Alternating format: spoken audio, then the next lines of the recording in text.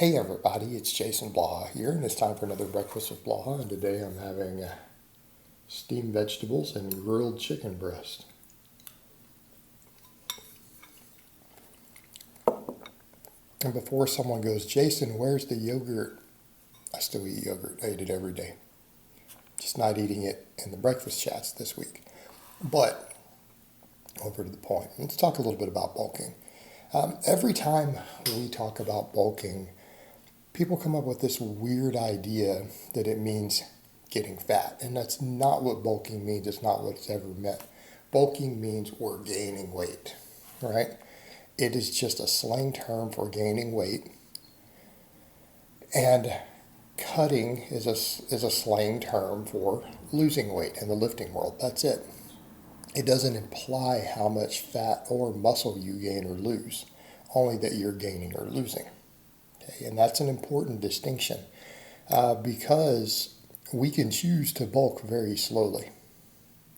And that's the thing people forget, but that's still bulking. What do we mean slow? 10 pounds in a year, right?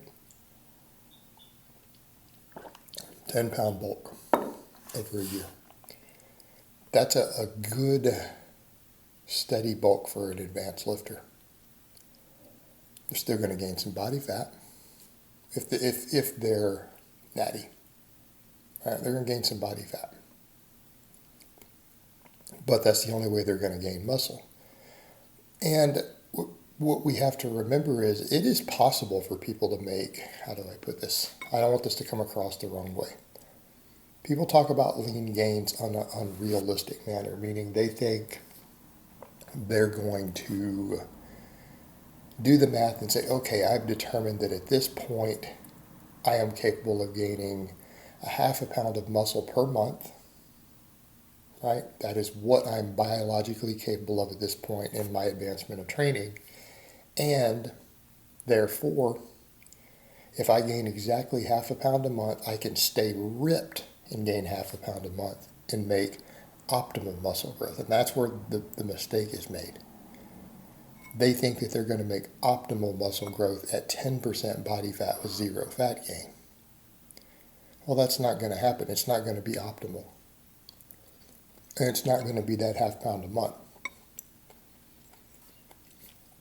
And the half pound a month is something that people come up with they'll look at certain charts and be like, oh, if you've been training really hard for at least 3 years, that seems to be kind of your cap, right? That half pound a month assumes you're bulking. Everything's optimal. Everything is perfect. Okay, that's what that half pound represents. So if you think that you're going to pull that off without a big enough surplus to be gaining some body fat, you won't. So what's actually going to end up happening is, if you're not careful, you're going to have entire months where you make zero gains. And it's only because that person is that lean. Now, if they're willing to accept that, if they are willing to accept that they want to stay at that body fat, and some people need to, then by all means, they can try to pull this off. But the understanding needs to be that you may only gain half the muscle you could have gained that year. And if you're not very, very meticulous with this sort of approach, you're not going to gain muscle. You're going to have sometimes a month or two where there's zero gains. Purely because you don't have the reserves to tap into at that low of a body fat, right? So if you end up being in a deficit some months accidentally because you miscalculate, you're not tracking everything perfectly, guess what? You may even lose some gains. Okay, you may lose some muscle. But it doesn't mean it's not possible to make lean gains. It's just unrealistic. It's not practical. Again, it can be done, and plenty of enhanced guys pull this off a lot better. But they do a very, very, very slow bulk when they do it. Totally doable. Having your diet perfect is required, though. It's easier with less wiggle room to just go ahead and bulk and gain some body fat as you go. Right? It's easier, it's simpler. You ensure that you're going to gain muscle better, you're going to recover better from training and be able to recover, be able to train harder. And if you can train harder and you can recover better, you're going to have better progress. And you're better off doing that for most people because your margin of error is different. And so what if you gain a little body fat? Okay, let's say over the course of a nice, steady, slow bulk, which is generally the right way to do it. Let's say you only do it for 6 months, right? You do it for 6 months and you gain a pound and a half, right? Every month for 6 months, and then you choose to do a cut. Well, you gain 9 pounds. 3 or 4 of it might be muscle. Okay, how hard is it to diet 5 pounds of body fat off? It's not. It's not. In fact, 5 pounds, you're probably not going to notice a difference as much as people think they will. A lot of times when people start adding calories in, or they add food in, and they start to feel and look fatter, it's usually due to water weight. Because of the nature of their diet, the quality of their diet. A lot of people, when they want to add calories, what do? More junk food, more salts, right? Things that make you look more bloated. They're going to make you look more bloated. So if you gain any body fat, guess what? It's going to be accompanied with extra water and puffiness due to the quality of your diet. But that could be regulated by just eating better, eating a cleaner diet. I know people hate that term.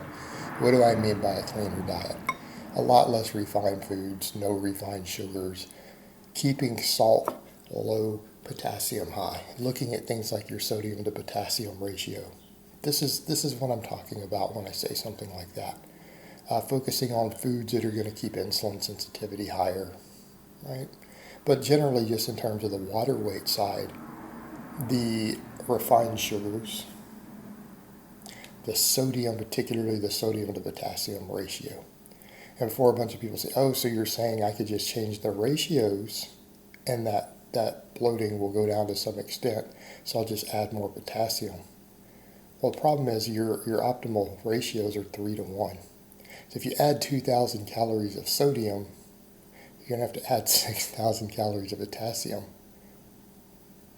That's not easily done. You're not going to eat 6,000 calories of potassium salt every day, let me put it that way. There's no way you're going to tolerate that. Also, it's actually potentially dangerous. So that's not the solution. The solution there is to just mitigate sodium in refined foods. And it will affect particularly how puffy and bloated and everything you do get when you're in a calorie surplus. So I think that's also where some of the problems run in that people have to think about. All right, guys, well, that's really all I have to say on that today. I hope it's been informative, and I will talk to you guys next time.